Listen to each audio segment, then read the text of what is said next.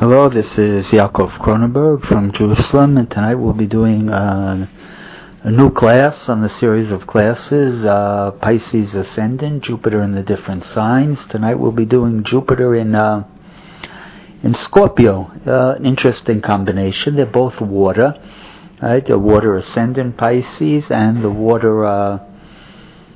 Jupiter in the water of Scorpio. A very emotional type of combination. You have to remember the Pisces, the nature of the Pisces is always to overcome the suffering, the separateness. They always feel that they're too separated and they want to lose their boundaries and to merge with the wider world. And so when you get a person like this with Jupiter in the ninth house, Jupiter fall in the ninth house in Scorpio, it means the way out of their suffering is going to be through religion, philosophy, higher education, to devote themselves to some kind of cause, sometimes through travel. But it's a nice combination because they're both in the same element, and the ninth house is considered an excellent house. It's a good place to go and try to fulfill yourself. And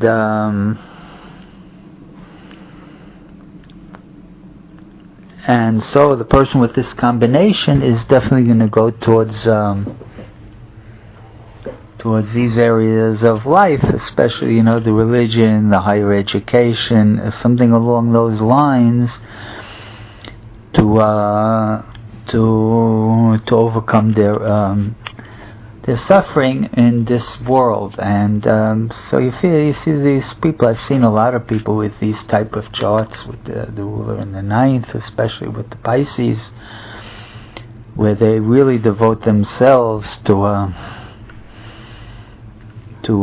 higher education and philosophy.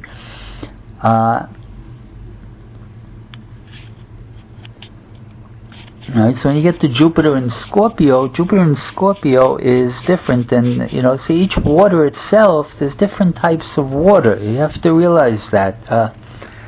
The Piscean is like an ocean. The Piscean water is sort of like an ocean. The Cancerian water is like a river, that flowing river. And the Scorpio sometimes is like a whirlpool, it's like a whirlpool, swarming hot water, or turning around. If it's really bad, it could be a cesspool even, but for the most part, a good. Here you have talking about Jupiter, more Scorpio and Jupiter, so it's going to be a whirlpool. It's very, very heavy emotionally. Right? It's connected with Mars too. If Jupiter is your ruling planet and it's in Mars, that means the final dispositor of Jupiter is Mars. So when you have to take into account when you take into account the ruling planet, you have to also take into account where the dispositor is and what the connection is between the ruling planet and its dispositor, because eventually the dispositor is going to have a very important influence in the chart. Eventually I'm going to do a series of classes on what's called maybe the final dispositor, where you take that even one more level, and that's your final dispositor. The first dispositor, the ruling planet, is like until you say 30. After 30, the secondary dispositor takes over. And then after 60, sometimes even the third dispositor takes over. So they're all going to play a role. But anyway, when you have Mars in Scorpio, it's going to be a very, very... it's going to try to fill that Piscean ascendant in a scorpionic type of way. In other words, here in the ninth house, it's going to be a deep, deep study of whatever they decide to study, or whatever religion, or whatever they do. It's going to be in a very deep, systematic way with Jupiter in Scorpio. Tonight I want to look at a chart of actually some guy I know, we learned astrology together from the same teacher, and he went off and on the advice of my teacher, he went off and our teacher, he went off and learned ancient languages and became a specialist in medieval astrology, and he has a pretty good reputation in that area of astrology. He was involved in the bringing back of the traditional astrology movement, and he's a guy with Pisces on the ascendant and Jupiter in the 9th house in Scorpio. So again, he went away. He tried to find himself, to overcome his suffering through the religion, the philosophy, the higher education. Got a couple degrees in translating in foreign languages, and he worked with the medieval writers. And you see his chart is, if you take a quick look at his chart, is very nice. You have the ruling planet in the 9th house, and it's loosely trying the ascendant, Jupiter with a Jupiterian type of Piscean ascendant, very well received by the ascendant. It's nice. And then he's got the moon also exactly on the ascendant, and he had Venus on the midheaven. So he's got 3 benefics, extremely important, and with very tight aspects to the ascendant, which is going to bring him a lot of success in life, right? Especially with women, with the Venus and the Mars. Women will help him in his career a lot. And so all 3 of those planets are a very nice combination. On top of that, though, and also he's got Uranus on the very bottom of his chart on the 4th house.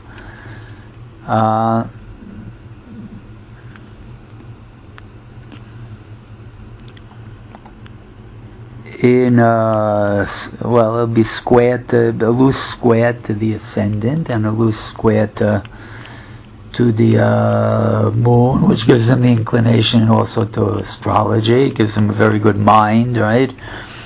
It's his Uranus is also loose trine to Mercury. So it gives him a good mind, and it gives him an interest in the occult, the Uranus. And then you have to look also at the secondary ruler in his chart is Neptune. We said that besides Jupiter is Neptune. And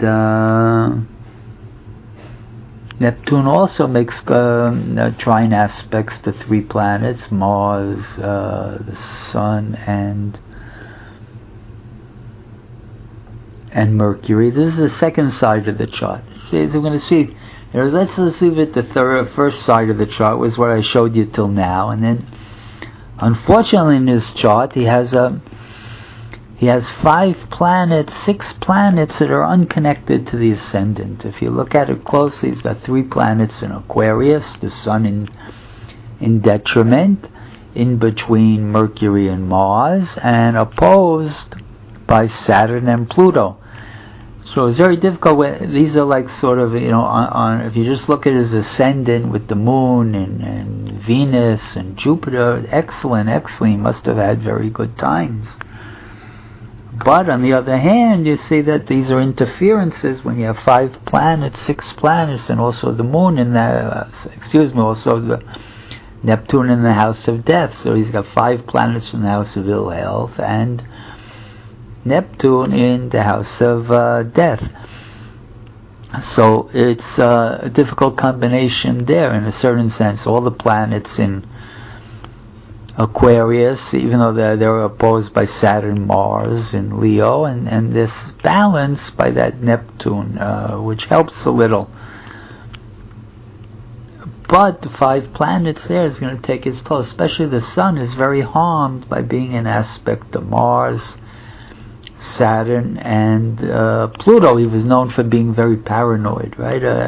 When you have Sun in Aquarius in the 12th, he feels like he has enemies, right? Even paranoids have enemies, and so he has very, very strong feeling of enemies, and also he suffers in the last number of years from what I hear. I haven't talked with him, but I hear he has Parkinson's disease or something very similar, and he's been suffering with that for a number of years, which has hurt his career especially, and he also got hurt a lot by secret enemies with that Sun there in the 12th. And so anyway, I thank everybody for listening, and I hope they enjoyed the class.